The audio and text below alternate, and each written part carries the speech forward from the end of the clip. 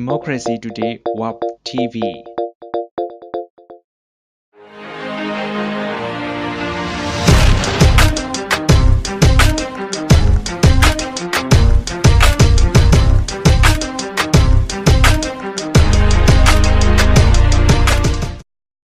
Democracy Today WAP TV ပရိသတ်များမင်္ဂလာပါခင်ဗျာအခုတင်ဆက်ပေးမယ့်သတင်းတွေကတော့နိုင်ငံတကာအမှုပညာရှင်ဝန်ကထူးခြားသတင်းများပဲဖြစ်ပါတယ်ဒီနေ့သတင်းတွေထဲမှာတော့ Suicide Squad ရုပ်ရှင်မှာတက်ရှော့ဆက်ရုံမှာတရုတ်ဆောင်ဖို့ Will Smith လက်မှတ်ထိုးခဲ့ရတဲ့အကြောင်းရင်းတရုတ်စကားပြောဒရာမာအတွက်ခေါင်းဆောင်မင်းသားစောင်းဂျူကီဖြစ်လာနေတယ်ဆိုတဲ့သတင်းနဲ့ရုံဝင်ဝေစင်းမှာထိတ်ဆုံးကနေရက်တည်နေတဲ့ The Secret Life of Pets ရုပ်ရှင်အစရှိတဲ့သတင်းတွေပဲဖြစ်ပါတယ်အခုပထမဆုံးအနေနဲ့ Suicide Squad ရုပ်ရှင်မှာတက်ရှော့ဆက်ရုံမှာတရုတ်ဆောင်ဖို့ Will Smith ဘာကြောင့်နံပါတ်ထိုးခဲ့ရလဲဆိုတဲ့အကြောင်းရင်းကိုတင်ဆက်ပေးပါမယ်။ Suicide Squad ရုပ်ရှင်မှာ Deadshot ဆက်ရုပ်ကနေပါဝင်တရုပ်ဆောင်ဖို့သဘောတူညီရတဲ့အကြောင်းရင်းကို Will Smith ကထုတ်ဖော်ပြောကြားခဲ့ပါတယ်။ Entertainment Weekly နဲ့ပြုလုပ်ခဲ့တဲ့ interview တစ်ခုမှာ Will Smith က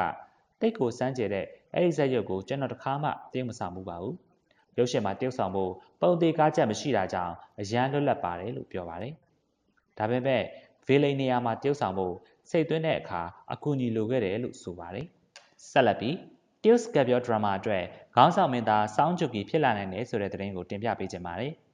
The Descendant of the Sun ရုပ်သံဇာတ်လမ်းတွင်နံပါတ်တဟုန်တိုးရရှိလာခဲ့တဲ့ကိုရီးယားတရုတ်ဆောင်စောင်းဂျူကီဟာတောင်ကိုရီးယားနိုင်ငံမှာသာမက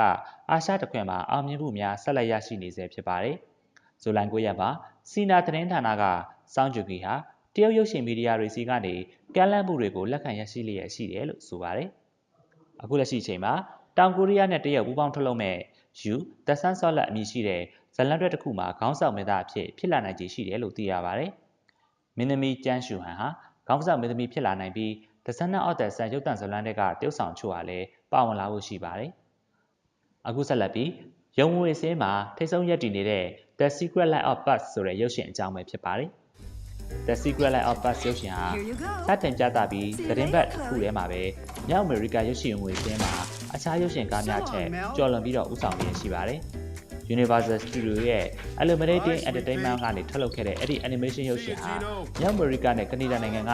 ရုပ်ရှင်ရုံပေါင်း4380မှာပြသခဲ့ပြီးတော့ရုပ်ရှင်ရုံဝင်ငွေခန့်မှန်းချေဒေါ်လာ103.2 သန်းရရှိခဲ့ပါတယ်။ယခုနှစ်အတွင်းစတင်ပြသခဲ့ပြီး3ရက်အတွင်းရုံဝင်ငွေတန်း100ကျော်ရရှိခဲ့တဲ့ animation ရုပ်ရှင်6ခုစင်းမှာထိတ်ဆုံးကနေဦးဆောင်နေပါတယ်။